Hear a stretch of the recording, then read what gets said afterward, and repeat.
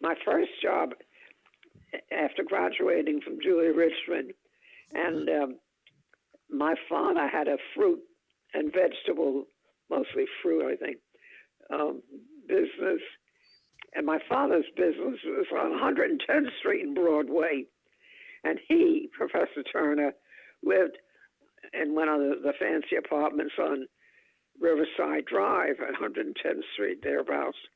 And he used to come to my father's store and buy fruit. And of course, my father bragged about his daughter graduating from high school.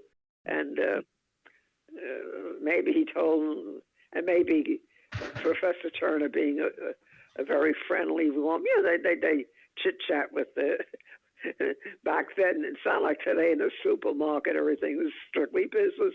Back then, people talk to their customers and so forth. And he probably got wind of the fact that here I was a young girl just graduating with skills, with secretarial skills. I learned shorthand and typing and filing and how to work business machines. And I just worked mornings, and then I filled out my day by working for another professor, Ralph McKee. He was also a chemical engineer professor. And in the afternoon, I would go to his office. He would dictate, and I would type the letters up, and but not every day. And then the other afternoons, I worked for another man who was working toward his PhD. And mostly what he gave me were intricate tables, like figures, because his thesis was entitled The Federal Reserve Bank of Virginia. Can you imagine anything more boring? And everything had to be set up like in table form with columns and sub-columns. And he would give me these yellow sheets of paper with all these figures and so on. And I had to devise, on the typewriter, count the number of digits for each line and blah, blah, blah, 2 or 3 spaces between each column, make sure it would fit. I was very good at it. And, when I think about it, even in today's world with computers, which do all that work for you, I had to do it in my head, and it all turned out beautifully. Mm-hmm. I would bring back, sometimes I had to use the paper horizontally to fit in the whole thing. I did very complicated, I don't say complicated, but, figuring it all that out to make it look good. And that's what he thanked me for in his book for the enormous, that's what I'm just making up, for the enormous help I was to him in getting out his thesis. Then the Manhattan thing was sort of just starting to take a foothold in Columbia.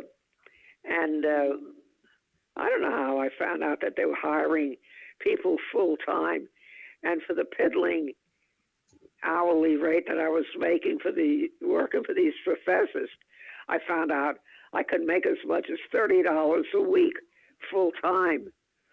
So I went over there and I applied, and I remember the woman's name. It's funny how certain details still stick with me. Mrs. Bemis, B-E-M-I-S. Anyway, so she gave me a little letter as a test. She dictated it, and I typed it up. It was like a little letter ordering a synchronous I figured it was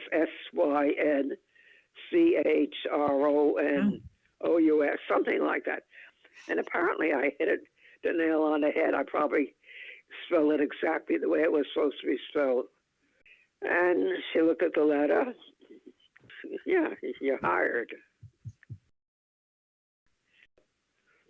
And now I was getting $30. My boss was a professor of physics. He was he wasn't as famous as John R. Dunning. I think he had something to do with the cyclotron at the Pupine building. And this This was his protege, Dr. Dana P. Mitchell.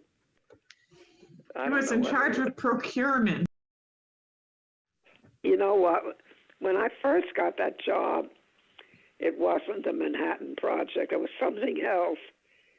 They were doing, I don't know what. But eventually, the things sort of changed in the job itself and people involved. We were thinking, wow, they're working on something really powerful. We asked Jonesy, what are you buying? And, he made kind of a joke or something. And he said they're working on something that it's so small, it's like you could hold it in the palm of your hand. Like maybe it's no bigger than an egg, and it could blow up the whole world. I mean, that was an exaggeration, but I remember his answer. Well, what it was components of the A-bomb, or the A-bomb itself.